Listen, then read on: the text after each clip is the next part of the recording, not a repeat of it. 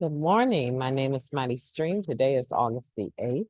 I'm brought to you by H.O.O.D Navigation. This is our H.O.O.D recovery services. You can reach me at recoveryofhope21@gmail.com. I'm going to do your August 8th spiritual principle day in a meditation. So let's share the screen and get into that.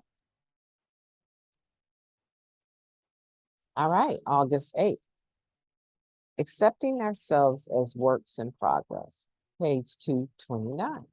A spiritual understanding of self-acceptance is knowing that it is all right to find ourselves in pain, to have made mistakes, and to know that we are not perfect. IP 19, self-acceptance. The 12 steps are the solution. Change is a process, not an event. NA members often say, because we find it to be true. The same can be said about how we begin to experience self-acceptance in our first days, weeks, or months clean. That intuitive sense that we are, in fact, okay can feel like coming in from the cold. We enjoy a bit of self-acceptance even before we've worked all the 12 steps. As we work the NA program, those feelings deepen, settle, and evolve just as we do. It's a mistake to assume self-acceptance awaits us once we change some external condition. We may hope without evidence, a new year, a new flame, a new town, or a new diet will bring us contentment. When we reach outside ourselves to fix what's within, our plan is to emerge as better people, more worthy of acceptance.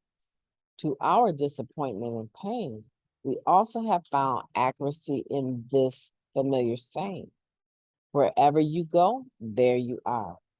Sure enough, NA's literature, meetings, and online spaces help us find a better perspective on ourselves and our lives. Instead of focusing solely on our admirable qualities, we learn to embrace all facets of ourselves, our assets, and our liabilities. We take responsibility for our recovery and, in working the 12 steps, come to accept the world around and within us. We divulge our secrets and find that we're not alone. Even amid many struggles and sometimes bad behavior, one member wrote, I'm all right with this perfectly imperfect me. I know my wounds and my weapons. I'm a work in progress, and I am okay. We embrace our values, our process, and our growth. I'll try to accept all of me today. I'm neither my strengths nor my weaknesses. I am both, broken in places, but just enough to let the light shine in. That meditation is encouraging. That meditation is fundamental. As it's stated, we don't get this self-acceptance thing, when we first come in the door. It's something that we develop. It's something that as we participate in our recovery, we begin to see just how non-accepting of our true selves we've been. And not only have we been non-accepting of ourselves, but we've been less accepting of other people.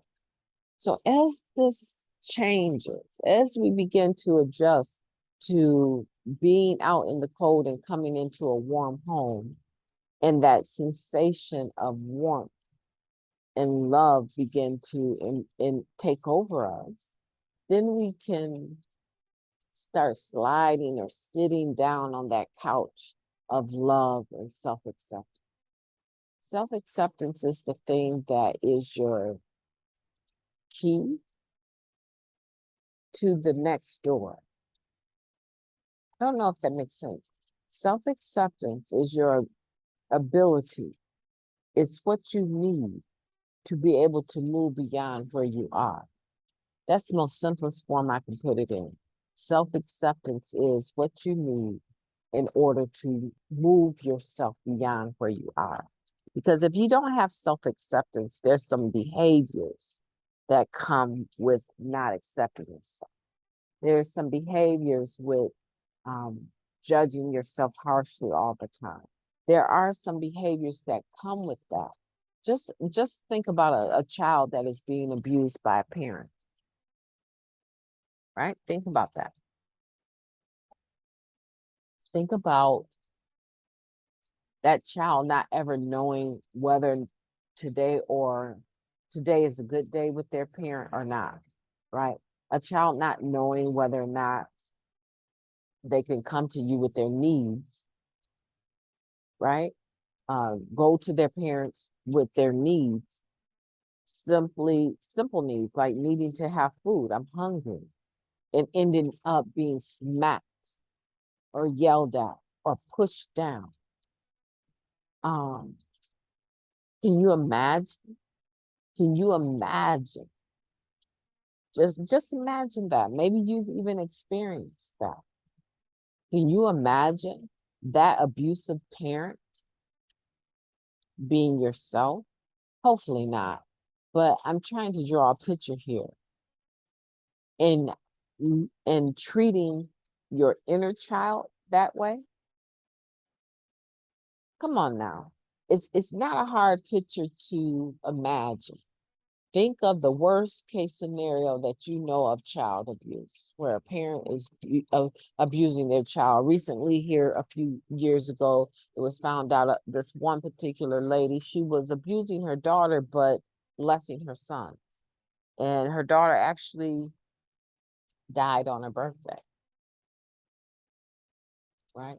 The little girl was turning 4, I think, and she ended up, the ambulance was called and she died on her birthday. Her mother was making her sleep in the closet on the floor with a little fan while her sons enjoyed eating what they wanted to eat. They enjoyed being who they wanted to be, living in the whole rest of the house. But this little girl was in her mother's room all the time, in the closet is where her bed was. And her mother abused her horribly. Now, imagine you doing those same things to yourself. We do it all the time. And it's not the exact definition of self-abuse, right? Because the definition of that is masturbation, right? So, but I'm not talking about that sexual stuff. I'm talking about the type of games and behaviors you play with yourself, right? The mind manipulation, the torture of it, antagonizing yourself about having to get every single thing you do right, and beating up on yourself when you drop the ball. When you drop the ball and it wasn't even intentional, you just didn't know how to do anything different, right? You make absolutely no room for yourself to be human. You love your assets, but you torture yourself over your liability.